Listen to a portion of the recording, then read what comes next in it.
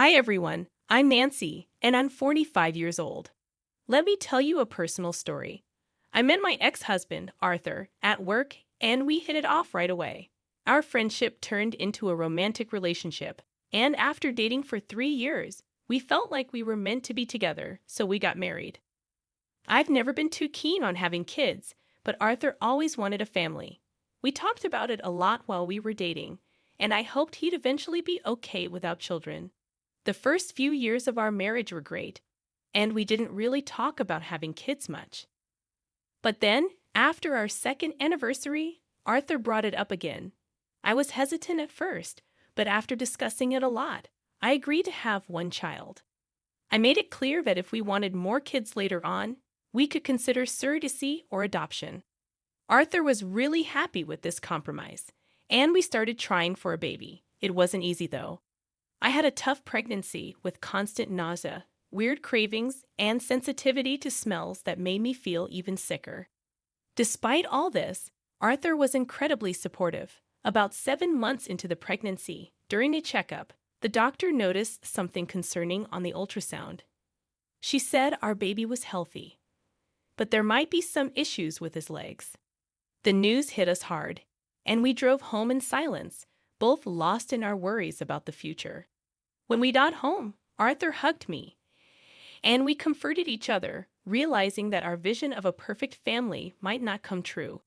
I blamed myself, feeling guilty about our son's condition. Arthur, however, firmly reassured me that I shouldn't blame myself for our situation. He reminded me that we were just facing a tough break of luck. Even though I hadn't initially wanted children, being pregnant changed my perspective. I started dreaming big for our son, imagining playing sports together, witnessing his first steps, and enjoying his playful antics. I longed for all the typical joys of parenthood. But now, faced with the reality of our son's potential disabilities, I felt like those dreams were being taken away from us. It seemed incredibly unfair, not just for us, but especially for our child. Arthur admitted that he never imagined parenting a child with disabilities, but he also pointed out that life is unpredictable, and we have to accept our circumstances. I was scared that having another child in the future might not be an option anymore. I believed we should focus solely on taking care of our son's needs, fearing that introducing another child later could lead to resentment. Arthur suggested we put off discussing expanding our family until after our son was born, giving us time to process everything. Still reeling from the news about our son's condition, Arthur's casual mention of having another child in the future unsettled me deeply. It felt insensitive given the challenges we were about to face. Despite my changed attitude towards him, Arthur didn't seem to notice or respond to it.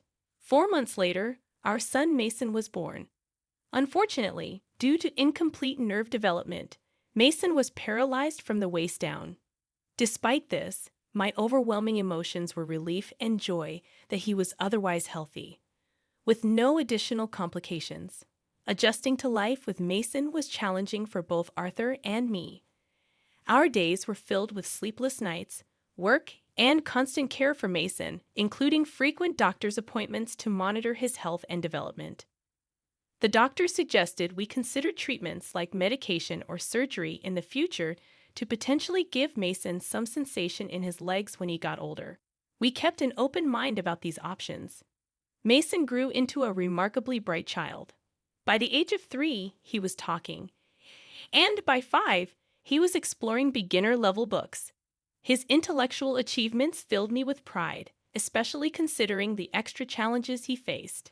However, Mason also faced discrimination. Despite his abilities, his school suggested placing him in special education. We strongly opposed this, as Mason was fully capable of participating in regular classes without any issues. When Mason turned 6, we discussed exploring medical options for his legs to see if he was interested in potentially increasing his mobility in the future. However, Mason expressed a deep love for his wheelchair and had no desire to change his situation. His contentment with himself was heartwarming, though I understood that his feelings might change over time. I was ready to support whatever decision Mason made in the future, whenever he was ready to reconsider. However, Arthur showed impatience with waiting for Mason to be ready to explore medical options.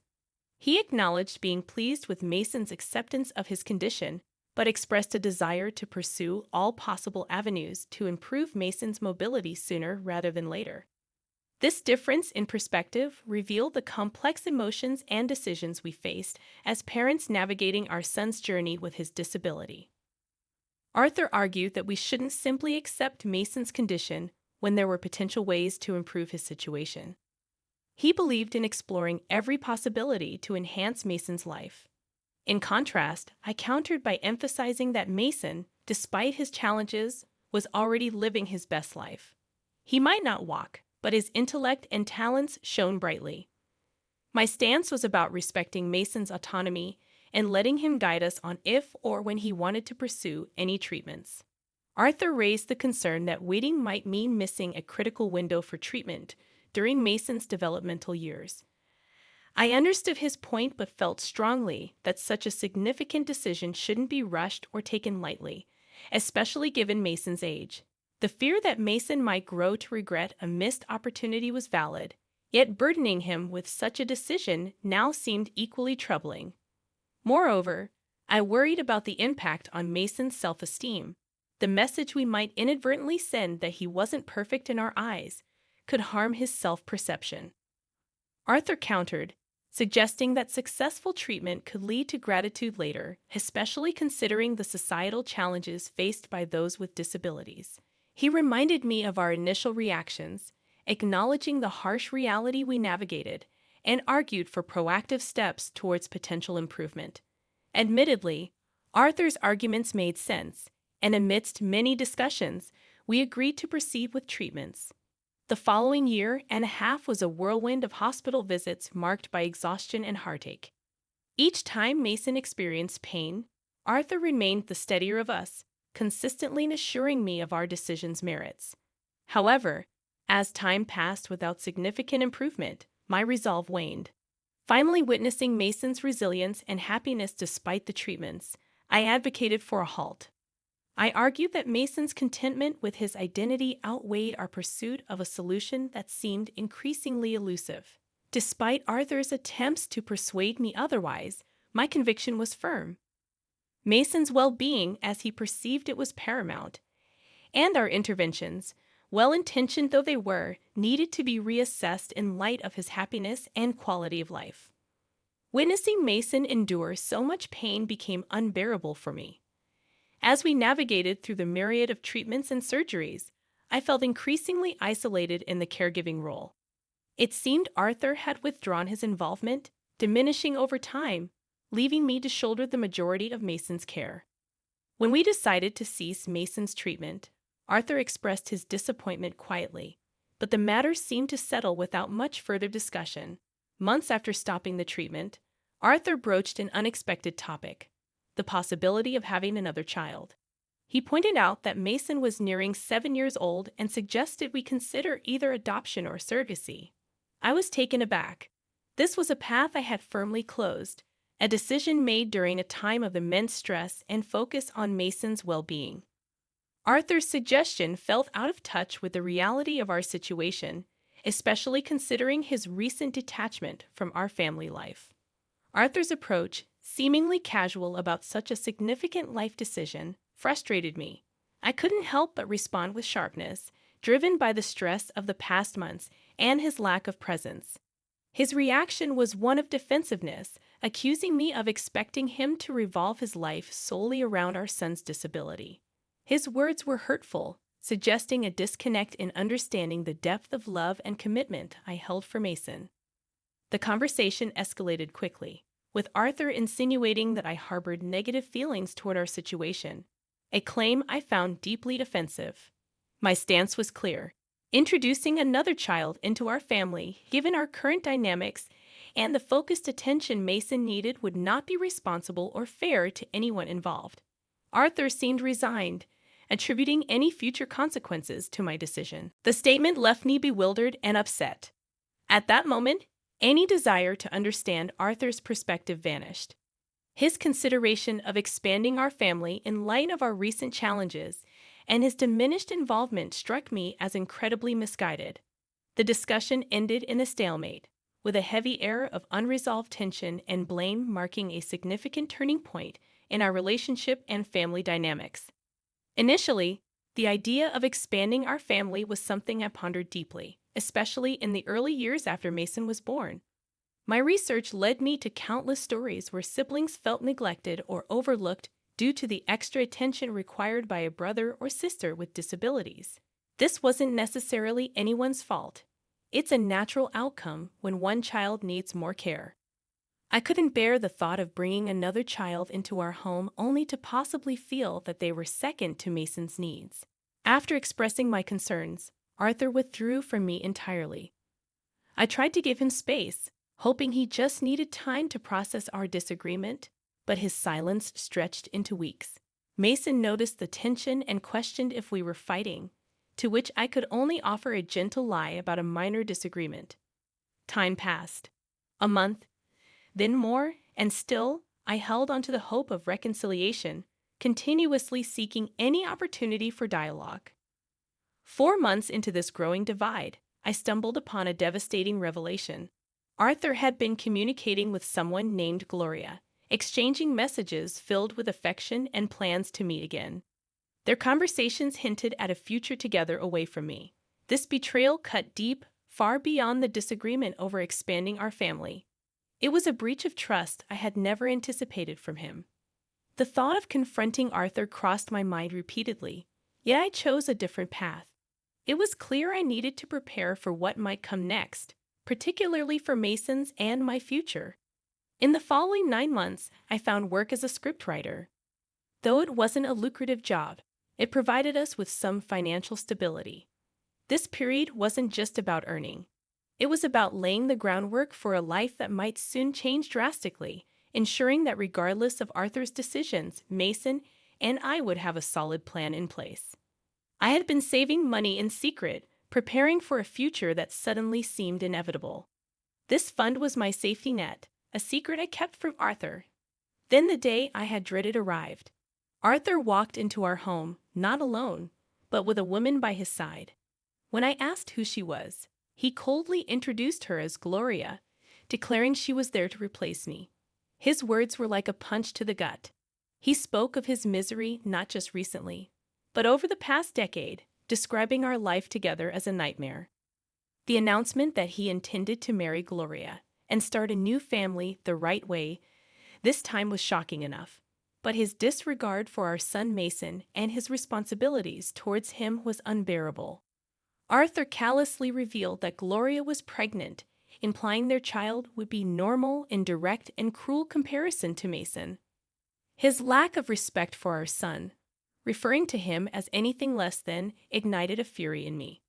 Arthur's blame for our family's challenges on my reluctance to have more children and his insult towards Mason as a monster were beyond forgiveness. In a moment that seemed to strip away any remaining respect or love I had for Arthur, he demanded that we leave our home within a week, tossing divorce papers at me. The venom in his and Gloria's smirks as they looked at us was chilling, but it wasn't his betrayal that hurt the most. It was the disdain he showed towards Mason. Finding Mason in tears after having overheard everything broke my heart. I comforted him, assuring him that he was nothing like what Arthur had described. We retreated to our room, where I began to pack, determined to leave this toxic environment as soon as possible. After Arthur and Gloria left, it was just Mason and me. This moment marked a new beginning, one filled with challenges but also a resolve to protect my son and build a life where he felt valued and loved, far away from the cruelty that had just unfolded. After the confrontation with Arthur, I found solace in action, swiftly organizing Mason's belongings and securing the divorce papers. In those moments of turmoil, I reached out to my mother, who promptly arrived with my father to assist us. They enveloped us in support, helping us pack and welcoming us into their home.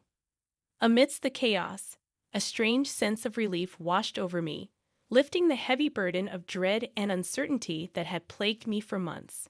With my parents' support, I hired a competent lawyer who helped me navigate the legal battle for alimony and child support. The verdict favored us, awarding substantial support for both Mason and me. Much to Arthur's displeasure, his reaction mattered little to me by then. My focus was on rebuilding our lives. The following years brought a mix of healing and new challenges. While I immersed myself in work and caregiving, Mason discovered a powerful outlet for his emotions and ambitions in Paralympic sports. By the age of 15, he had developed a keen interest in wheelchair racing, practicing with determination. Mason's aspirations transcended the financial implications of professional training and equipment. My immediate response was encouragement, promising to provide whatever he needed to pursue his dreams. This commitment sparked the beginning of Mason's journey toward becoming a national athlete. His dedication was palpable, and witnessing his commitment filled me with indescribable pride. As the national tournament approached, Mason's qualifications were impressive, easily securing his place in the competition. Our family celebrated his achievements and the upcoming event with a gathering that was as much a send-off party as it was an expression of our collective hopes and dreams for him. On the day of the tournament, the stadium came alive with the vibrant energy of competitors and supporters. Chants filled the air, a testament to the community and spirit of the event. It was a day marked not just by athletic prowess, but by the strength of the human spirit and the enduring support of family, illustrating the transformative power of love, resilience, and ambition. During the award ceremony, Mason was invited to speak. He expressed his gratitude towards me and his grandparents for our unwavering support. But then he took a moment to mention his father, Arthur Lambert, crediting his absence and neglect as an unlikely source of his drive in athletics. This bold acknowledgement in front of the crowd and later echoed in newspaper headlines stirred a reaction from Arthur, who reached out after years of silence. Arthur's call, prompted by the news of Mason's success, was filled with claims of pride and a desire to reconnect. Yet his words fell on deaf ears. The time for reconciliation had passed, and Mason's accomplishments were his own, achieved despite Arthur's earlier abandonment. Arthur's plea to speak to Mason was met with a firm refusal, a decision supported by Mason himself, who had no interest in reopening old wounds. Mason's journey didn't stop at that one race. He continued to excel, participating in numerous competitions and consistently securing victories. His story, marked by resilience and a refusal to be defined by his disability, resonated widely, offering inspiration and serving as a testament to his strength of character. This experience, shared in the public eye, carried a powerful message. Kindness and support can propel individuals to achieve greatness regardless of the challenges they face. Mason's success story is not just about athletic prowess.